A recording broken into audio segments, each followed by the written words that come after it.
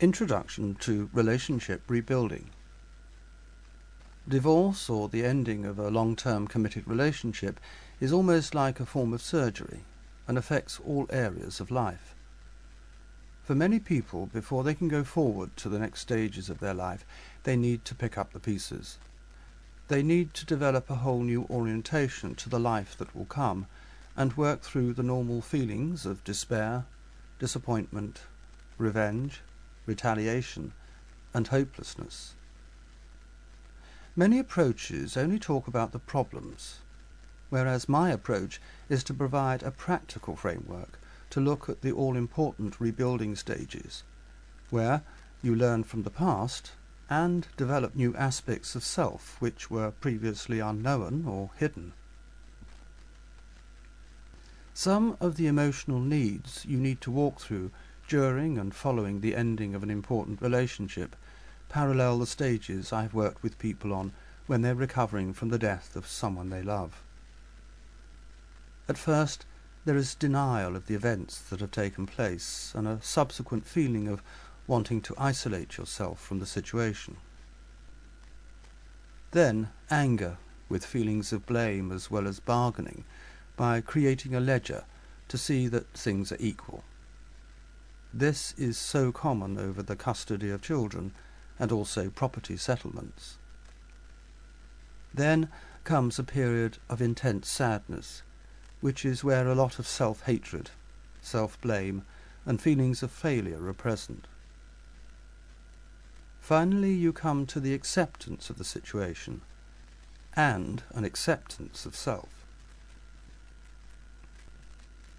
The rebuilding process we work through makes it possible to work through this at various levels, stage by stage. It's important to give the rebuilding period the time it needs to awaken parts of the self that have been paralyzed, repressed, or unknown. Here, you, the divorced or separated person, come into the next part of life with hope rather than failure. Ending a relationship creates pain, which is a natural, expected, and healthy reaction. Given pain is nature's way of telling us that something in us needs to be healed. Research has shown how, on average, it takes about a year to progress through the recovery process, and the remaining stages another year or so. And finishing the process brings incredible freedom to make balanced and clear decisions about your future life. We are all unique individuals.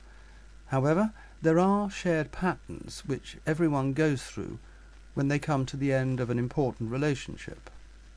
And as I work with people, then they make notes and keep progress of each of those stages. The stages show the specific feelings and attitudes which normal people need to progress through. It's difficult sometimes to know how to progress with what feels at times an overwhelming situation. People often clearly report the problem areas based on their personality and previous experience of life, or for some, highlight those areas which they were unable to identify as a problem or block because they've effectively buried their feelings and attitude about it. A client suddenly recognized in one of our sessions how she'd been stuck on the rejection rebuilding element without realizing it. The following session she reported considerable progress thanks to us identifying the problem. Nowadays, many people are reading self-help books. They're learning the vocabulary and gaining intellectual awareness, but many are not learning emotionally from the experience. Emotional learning includes those experiences which register in your feelings, and what you learn emotionally affects your behavior a great deal. And much of the learning that we have to do in adjusting to a crisis is actually emotional relearning. Essentially, the things that you've believed all your life may not be true, and so you have to relearn. This is where working with me to mirror such elements is important, along with exercises, email contact, to complete before our next session in working together. The online resources, our sessions and email contact help identify blocks and progress and keeps that all-important motivation going, even when emotionally it feels tough to continue. The first stage, denial. Until you can accept the ending, you will have difficulty adjusting and then rebuilding. Some people react with denial or disbelief, and there are no simple answers. So at this stage, we need to make a sustained effort to move forwards. There is a strong feeling of loneliness, and after a period of time, you accept seclusion and withdrawal, and take stock of your life through introspection, reflection, and developing a connection with your inner self to embrace either feelings of guilt or rejection. Becoming aware of stages of grief can help you become more emotionally aware, so you can move forwards and let go of the relationship. And our working together means that this often difficult but important stage can begin. Feeling anger is a natural, healthy part of being human, so it is not healthy to keep your anger inside. But also, it is not healthy to express it aggressively. So we explore ways of expressing both the anger at the end of the relationship as well as everyday anger constructively. There now comes a time where you need to stop investing emotionally in the former relationship, because failing to let go may really be a symptom that you've not been facing painful feelings within yourself. As you actually work on feelings and you successfully adjust to a crisis in your life, then your view of self, your self-concept, increases your future identity. So if you meet other people, then you are clear who you are in your life. The support of friends is very important and can shorten the rebuilding process in responding to a crisis in your life. And to be honest, friends are more valuable than a potential partner right now.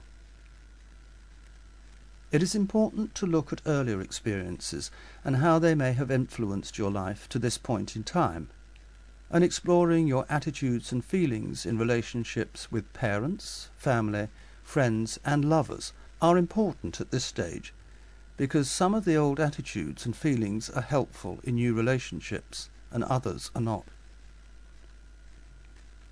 Here is time to recognize the valuable leftovers, so you can keep hold and nourish them, and now work at changing those which get in the way.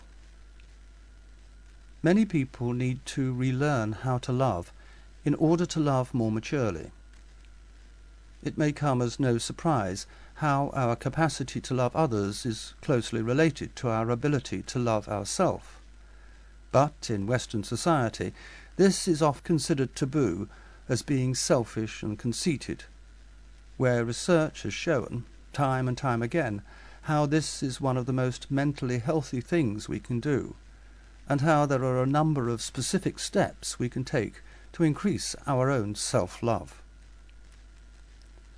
Looking towards the future, then we now examine your feelings around trust, and this has to be built within yourself as a foundation for experiencing satisfying, emotionally close and thereby intimate relationships in the future. Again, looking towards the future, we explore the role of responsibility for yourself and extended towards others. And when balanced and equal, then relationships are more flexible and able to adjust to the natural stress which change creates as we progress through our life. Being single is an important time in your life because you need to always invest in your own personal growth and build confidence again. This does not involve or mean becoming stuck in this stage and avoiding another relationship. No, it is an important personal stage in self-development. By our working through the all-important stages I've outlined in this introductory summary, you can build more meaningful relationships for the future, starting with your relationship with the real you. Then you have the freedom to choose to be free and happy, either as a single person or in a future relationship, because freedom is being able to finally be yourself.